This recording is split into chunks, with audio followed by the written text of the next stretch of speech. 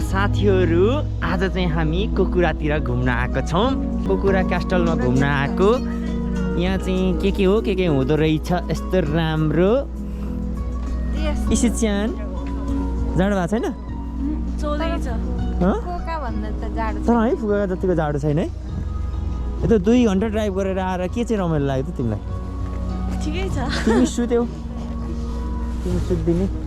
एउटा छाता चाहिँ लिएर हिँड्नुपर्छ क्या कहाँको त्यो छाता क्या है त्यो छाता त कति त्यो यो छाताको के मिनिङ होला है खोइ ओ क्या बवाल हेर न यो ओए कस्तो दामी क्या यहाँ हेर न ल ओ माई गड सो साथीहरु अहिले हामी कोकुराको यो क्यास्टलमा घुमिरहेको छौं लाइटिङ एकदम राम्रो यताउति झिलिमिली चारैतिर झिलिमिली बनाएर एकदमै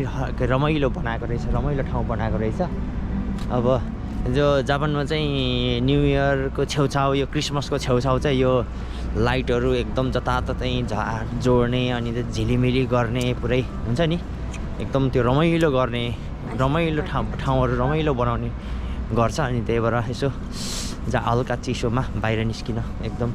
घुम्न जान एकदम रमाइलो हुन्छ त्यही भएर आज चाहिँ हामी कोकुरातिर घुम्न आएको थियौँ एकदमै रमाइलो बनाएको रहेछ तपाईहरु पनि टाइम मिल्छ भने आउनु होला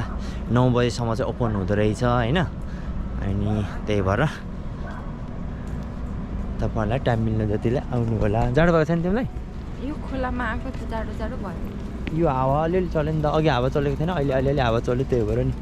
अहिले अलि जाडो जाडो भयो यसो फोटो खिच्यो अझै खिच्ने कि पुग्यो पुग्यो अब उता झिलिमिली छ त अझै उता इन्स्टाग्राममा आउँछ इन्स्टा आइडी भनिहाल फलो गर्छ कि सो हामी चाहिँ अब अहिले यतापट्टि आयौँ होइन यो झिलिमिली चाहिँ यो के को लागि यो मुनि त पानी पो रहेछ त नि यो आइडिया सही हो क्या यो माथि एउटा लाइटले पानीको रिफ्लेक्सनले दुईटा देख्यो नि त त्यही भएर धेरै देख्यो नि त लाइट